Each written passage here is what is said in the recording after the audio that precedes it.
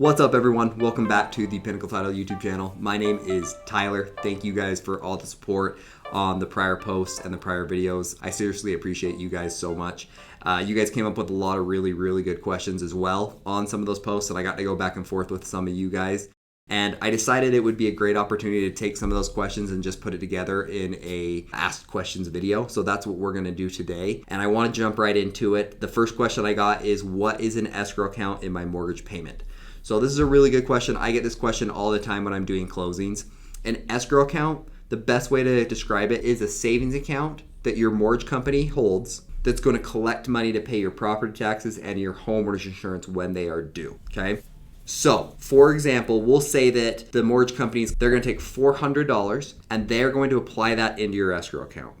So, in November, when your property taxes are due, because that's when they're due in Utah, they'll take a chunk of that money that they've collected out of your payment every single month and put it in that escrow account. They're going to take a little chunk of that. They're going to pay your property taxes, okay? And then when your homeowner's insurance is due, they're going to do the same thing. They've been collecting it every month. Now the homeowner's insurance is due for the year. They take a chunk of money out of that savings account / escrow account. They pay the homeowner's insurance. Now, the importance of this and the reason that the lender does this, they pay the property taxes because they want to make sure that none of the property taxes are delinquent, because the county can sell the property usually after about 6 years if property taxes are paid. So the mortgage company says, hey, we've loaned money to this borrower. We can't have the property be sold out from under us. We are owed money on this.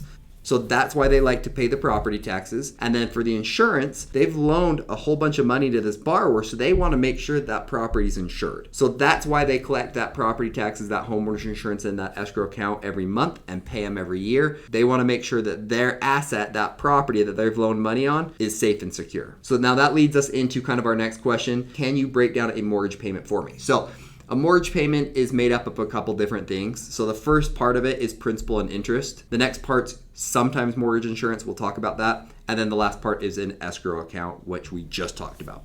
So the first part's that principal and interest. Just for an easy example, say you have $300,000 that you've taken out as a loan. Principal is going to pay down that loan. Interest goes to the lender for issuing you that loan. If I have a $300,000 loan, we'll say, for example, my payment's $3,000 a month. Let's say $500 of that goes to principal and $2,000 of that goes to interest at the start of my loan. So that $500 is going to make my payment go from $300,000 down to $299,500, and the interest just goes to the lender for lending me the money.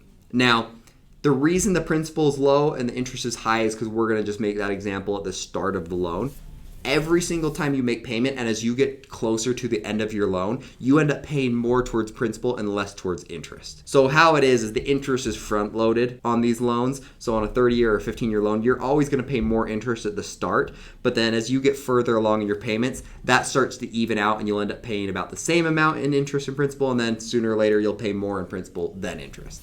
So we can always do an amortization schedule. I can break that down for you guys if you have more questions on that, but that is what principal and interest is. Now the next thing is mortgage insurance. Now mortgage insurance is not on all loans. It is not on loans for a borrower that brings in 20% or more on a property. Now the next part is mortgage insurance.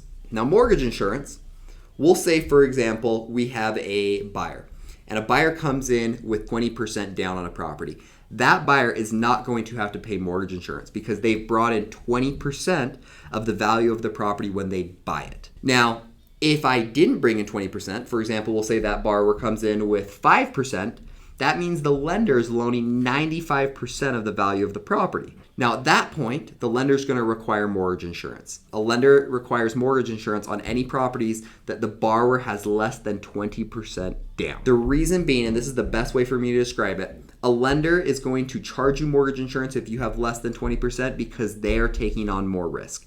If they're loaning you more money, they're taking on more risk, and so they want you to pay that mortgage insurance, which really to them is just more money every single month. So the way to avoid mortgage insurance is to bring in 20%. Mortgage insurance isn't a horrible thing, especially if you can get into a property. But like I said, that magic number is 20%. Once you get to that 20%, you can either refinance, you can either request that mortgage insurance to come off your monthly payment. But that is mortgage insurance. It's additional money for the lender because they have more skin in the game. It's an additional money the lender gets paid. Another way to look at it is if the lender loans you 80% of the loan to value of the property. So if the property is $100,000 and they loan you $80,000, the best way to look at it is they feel like if they have to foreclose or sell your property because you don't make payments, they can get $80,000 out of that $100,000.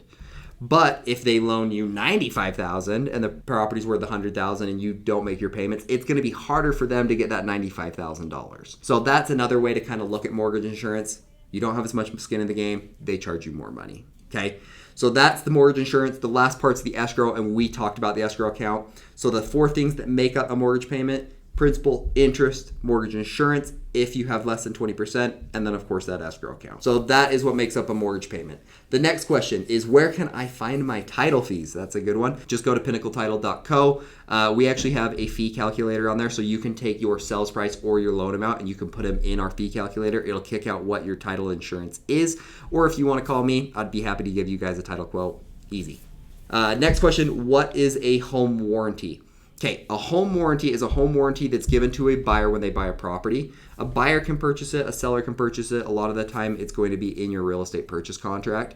And what that does is that, let's say an appliance breaks, you call the home warranty company, they'll charge you $50 to $75 for a service fee to come out and look at the appliance. We'll say in this case it's a refrigerator. They'll try and fix the refrigerator. If they can't fix it, they'll replace the refrigerator. Okay, so the home warranty is nice because of these appliances that are maybe old when you purchase a property. If something breaks, sometimes you'll just get a brand new fridge, microwave, whatever it may be. So home warranties are really good. From my experience though, you buy a home warranty, nothing breaks. If you don't have a home warranty, everything breaks, right? So that's how it works. The next question, what is seller finance? I got this question actually multiple times. Seller finance is exactly how it sounds. It's seller financing for a buyer. So the best way to look at this, and this is actually really, really good right now while the rates are high. So if a seller sells a property to a buyer, we'll say, just to keep this easy to understand, we'll say the seller's selling the property for $500,000. They sell the property to this buyer for $500,000. Instead of that buyer having to go out and find a loan and then come in with the money to make up that $500,000, the seller says, hey, I'll loan you $300,000. I'll take $200,000. You come up with the additional $200,000. So now the buyer brings in $200,000. The seller is loaning that buyer $300,000, and now the sellers become the bank. That's a seller finance. So it's all it is the seller is loaning money to a buyer. And the reason why it's nice right now is because the rates are high. So if a seller was like, hey, I want to make maybe 6% on my money, on my $300,000, you find a buyer, you loan $300,000 to that buyer, and you can make 6% on your money. So seller finance can be really good for both parties because seller can make a little bit of money on their money, and a buyer can come in and buy a property, get a lower interest rate, and then once interest rates come down, then that buyer can go refinance, pay the seller their remaining $300,000. Both parties move on. Okay, so if you have questions on that, let me know. It's a really good thing right now while those rates are high. The last question I got is, what is vesting or how is title held? This is a really, really good question. And it's so important, and people don't fully understand this. My example on this one is, let's say we have a husband and a wife. If the husband's the only one on the property and passes away, the wife does not get the property. The wife has to go through a process called probate, and that's where the property's sent to the courts. The courts determines who can then sign for the property, and then they award that person the property. Most likely that property is going to be awarded to the wife. But the problem is now that wife's going to have to pay $1,500 to $3,000 to go through this probate process. Instead of what they could have done is that they just add the wife to title, meaning it's both the husband and the wife on title. So if anything happens to either one of them, that other person can sign for the property. That's why title is really, really important. So make sure you understand that, as it becomes more important as well as you get older, right? So as you start getting older and you have kids, at that point you can create a trust, and the trust can spell out exactly who can sign for the property and how everything should be handled if someone passes away.